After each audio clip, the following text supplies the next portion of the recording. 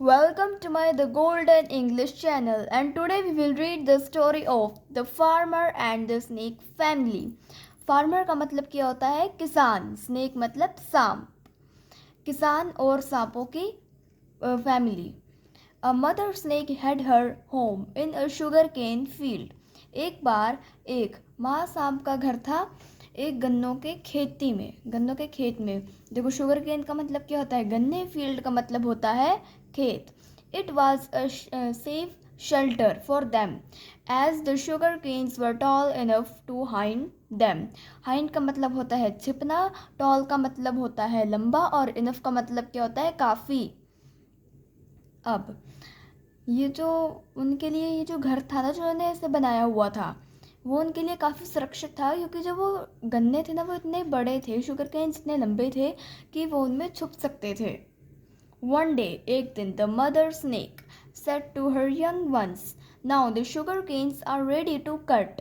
अब एक बार, अब जो मदर स्नेक थी ना, उसने अपने बच्चों को क्या बोला कि अब ये जो गन्ने हैं ना, ये कटने के लिए तैयार हो चुके हैं. We shall soon have to find another home for our self. Our self का मतलब क्या होता है? हम लोग. अनदर बाकी का कोई का मतलब ऐसे कोई और. जैसे अब हमें मतलब कि कोई और अभी हम घर देखना पड़ेगा अपने आप के लिए. Some days later, the young snake heard the farmer talking to his wife. I shall call my relatives to cut the sugarcane tomorrow. अब tomorrow का मतलब क्या होता है? कल. relatives का मतलब होता है रिश्तेदार. talking का मतलब होता है बातचीत. wife का मतलब होता है पत्नी. अब कुछ दिनों के बाद जो वो मदर स्नेक का जो बच्चा था ना, उसे किसान की बात सुनाई दी कि वो अपनी पत्नी से क्या बात कर रहा था कि मैं कल अपने रिश्तेदारों को बुला लूँगा ये गन्ने काटने के लिए, शुगर केन को कटवाने के लिए. They shared the information with their mother and said, it's time to leave the field mother. अब उसने क्या किया, वो जो मदर स्नेक का जो बच्चा था, उसने किया अपनी अपनी मदर स्नेक को बात बताई, और फिर उसने बोला कि अभी हमारा इस घर को छोड़ने का समय आ चुका है. But the mother snake said coolie, don't worry, he is asking help from others.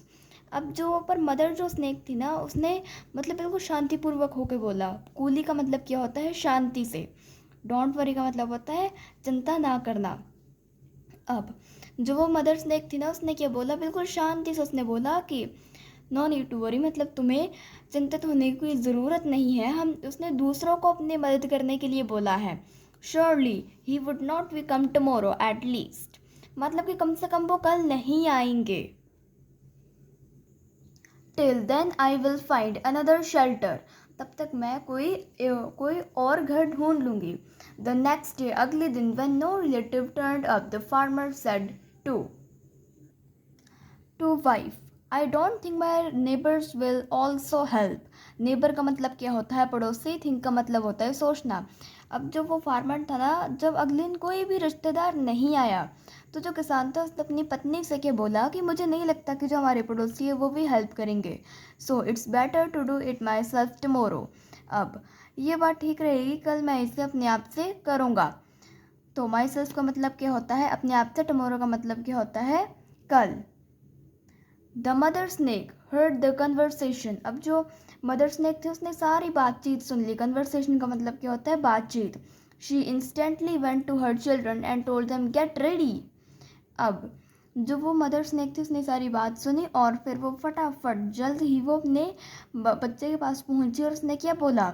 चलो जल्दी से तैयार हो जाओ. We are living right now to another home that is across the field. अब उसने बोला अब जल्दी से तैयार हो जाओ, हम इस घर को छोड़ने वाले हैं, जो कि मतलब कि खेत के दूसरी साइड है. So, the moral of the story is never be dependent on other to get your work done. Do it yourself. अब इस कहानी का मोरल क्या हुआ कि हमें कभी भी दूसरों पर डिपेंडेंट नहीं रहना चाहिए.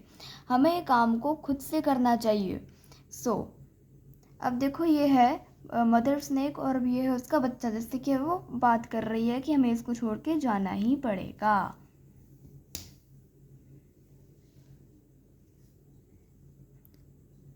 So please like and subscribe my channel. Thank you for watching.